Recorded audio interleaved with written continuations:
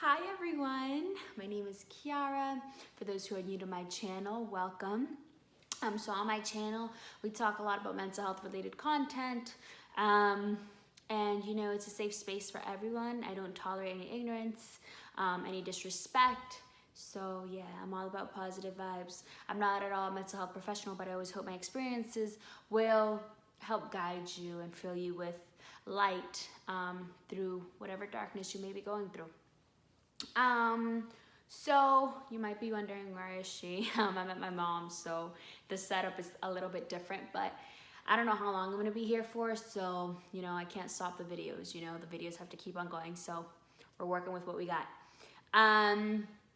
So for this video, I wanted to talk about something that's been on my mind a lot lately, and that's how the coronavirus could affect suicide rates, right? So I did some research on how the coronavirus can affect those who either are dealing with suicidal ideation or who are dealing with mental illness and whatnot. So I did make a video before, so if you haven't watched it, please do so, how the coronavirus can affect our mental health, right? But I want this video to be specifically about suicide. So I think it's really important to acknowledge that during this time, there's a lot of, we are told to be in isolation, right? Social distancing. And although, that is what we should be doing, I could understand how it could be really hard for some, especially if you are dealing with suicidal ideation. So for those who don't know what that means, it's basically if having continuous thoughts of killing yourself, okay? Or plan, like having a plan set up. Or, let's say you're chilling in a room full of people and you're just like, wow, I really think it'd be great if I wasn't here right now, like if I was dead. And what people don't understand is with suicidal ideation, you could be in the middle of a party and this could happen. You don't have to be in complete isolation. But what I'm trying to say is that during this time, it could be more, there's an opportunity where people are more likely to do something, I guess, if they already had it in mind or had, I don't know, but I don't know how it crossed my mind, but basically I came across a post on Facebook yesterday where it said, if your suicide attempt happened, how many years would have passed or something like that. And it was heartbreaking to see so many comments and shares. The amount of shares on that post were thousands. And comments, thousands and thousands of comments of people saying it would have been 6 years, 5 years, 3 years. It's honestly, it's eye-opening. I mean, I knew I had an idea, being someone who went through it, that there's a lot of people who go through it, but I think just seeing the numbers, seeing the comments, seeing people who are like, yeah, it would have been 6 years, it would have been 10 years. I was like, wow. Right? This is an issue that's happening each and every single day. And, I feel like there's just so much work to be done.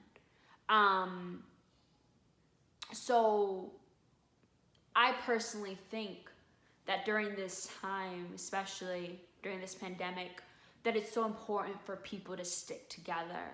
So important to check in on your friends, even the ones who may seem strong. Check in on those who always tend to make people laugh, right? Because sometimes we're the ones, dealing with our demons. And, I always think back to my experience where people, when I was in the hospital, hospitalized for my suicide attempt, people were like, what? You out of everybody, you're always smiling, you always seem so happy.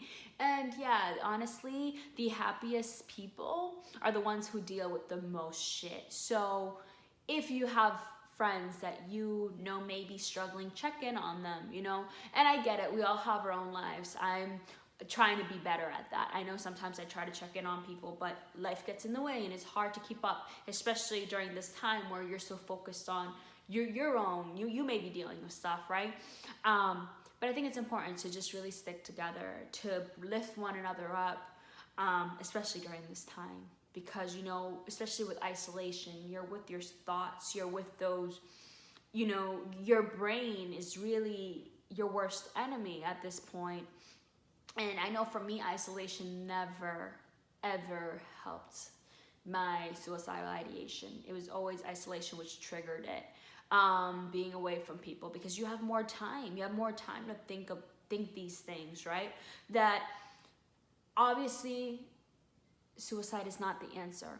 So if you're watching this video and you're struggling, please know that there are other options than to end your life. That's first and foremost what I need to, if you get anything out of the video, is this, that you are not alone and you will get through this. This world needs you, even if it may not make sense right now, the things that are happening around you. Just know that things will get better. They do get better. And I'm making that promise to you that things will get better. And I don't promise much to people because I don't like holding, you know, holding myself accountable, but well, no, I don't mind holding myself accountable, but I don't like being held accountable. That's the word. But being someone who went through it and being someone who's still here, I can only imagine being in your deepest depression. Like if this was going on back then when I didn't have my family around me, and if I was told to stay indoors, it wouldn't have worked. It wouldn't have played out well.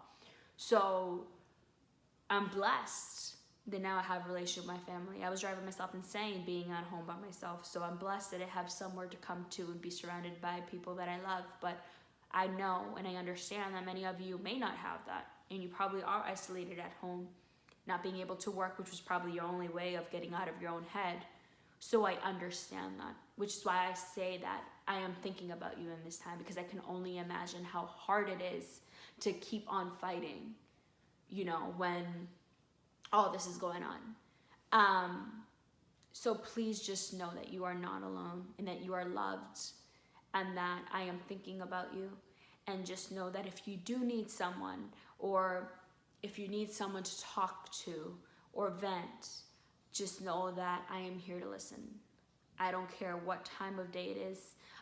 Below, you'll see my email, my Instagram, on Facebook. My name is Kiara Hernandez, so you can just look me up like that. I don't care for those who have my number. If you don't, instant message me, email me, whatever it is. Just know that I'm available for everybody at any time of day.